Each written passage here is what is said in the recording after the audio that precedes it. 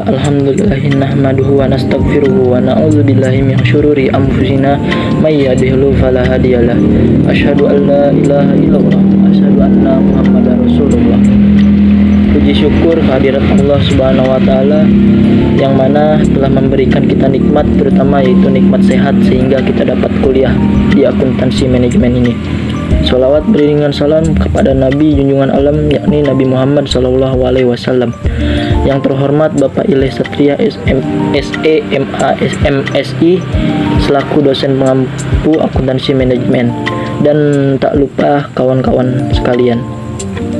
Baiklah, untuk tidak memperpanjang khotimah, selanjutnya yaitu pembacaan materi. Di mana materi pertama yaitu akan dijelaskan oleh saya, Okta Darul Fadli, dengan NIM 2016-040021, yaitu tentang desentralisasi dan pusat pertanggungjawaban.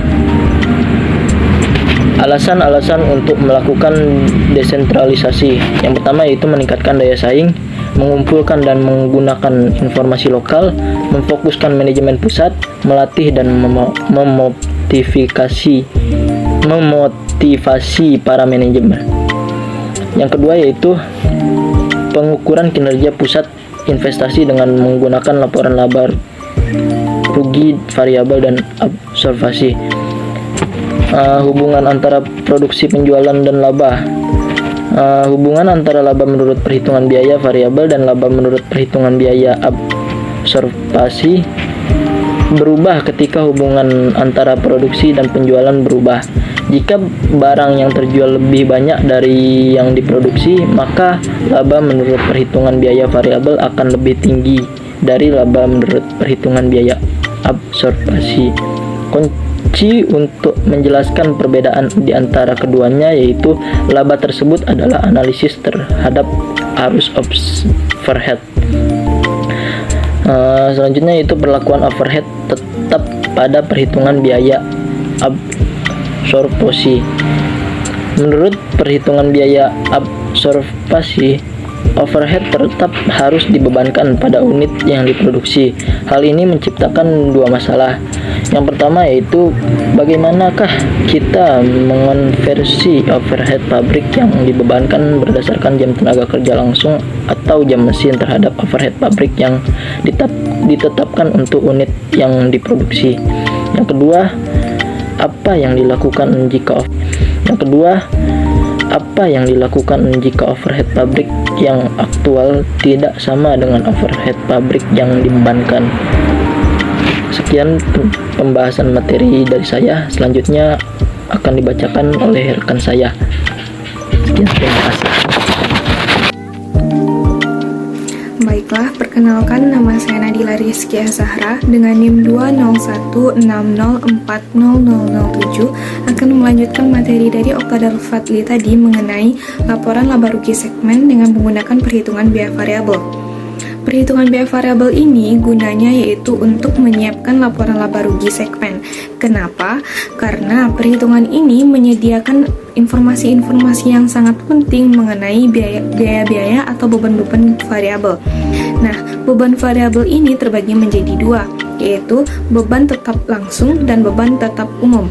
Yang pertama kita akan membahas beban tetap langsung. Beban tetap langsung ini merupakan beban tetap yang secara langsung ditelusuri ke suatu segmen. Beban ini akan hilang jika segmen ini ditutup atau diselesaikan. Yang kedua yaitu beban tetap umum. Beban tetap umum ini dibebankan oleh dua atau lebih segmen secara bersamaan. Beban ini akan muncul ketika salah satu segmen dihapus. Nah, materi selanjutnya yaitu tentang pengukuran kinerja pusat investasi menggunakan ROI. Yang pertama, pengambilan atas investasi.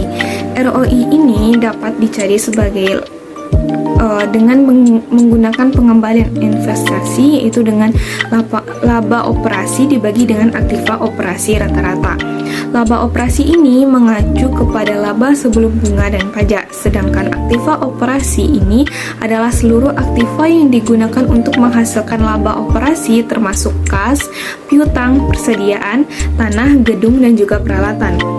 Aktiva operasi rata-rata dapat kita cari dengan nilai buku bersih awal ditambah dengan nilai buku hasil akhir, lalu kita bagi menjadi dua. Yang kedua yaitu melalui margin dan perputaran. Cara kedua ini untuk menghitung ROI adalah memisahkan rumusnya dalam margin dan perputaran. ROI ini dapat kita cari dengan margin dikali perputaran atau laba operasi dikali penjualan. Setelah itu kita kali dengan penjualan dibagi dengan aktiva operasi rata-rata. Terima kasih. Baiklah, perkenalkan nama saya Nelvia dengan NIM 2016040036 akan menjelaskan pembahasan keempat, yaitu mengukur kinerja pusat investasi dengan menggunakan laba residu dan nilai tambah ekonomi. Yaitu yang pertama, cara menghitung EVA. Persamaan EVA dinyatakan sebagai berikut. EVA sama dengan laba operasi setelah pajak dikurangi persentase biaya modal aktual, kemudian dikali dengan total modal yang dipakai. Yang kelima, penetapan harga transfer. Perusahaan yang terdesentralisasi memungkinkan lebih banyak wewenang pengambilan keputusan di tingkat manajemen yang lebih rendah. Hal tersebut akan menjadi kurang produktif bagi perusahaan yang terdesentralisasi untuk kemudian memutuskan harga transfer aktual antara dua divisi. Akibatnya, manajemen puncak menetapkan kebijakan penetapan harga transfer, tetapi divisi boleh memutuskan untuk menyetujui transfer tersebut. Sekian penjelasan dari kelompok kami. Semoga teman-teman semua dapat memahaminya dengan benar. Terima kasih atas perhatiannya. Assalamualaikum warahmatullahi wabarakatuh.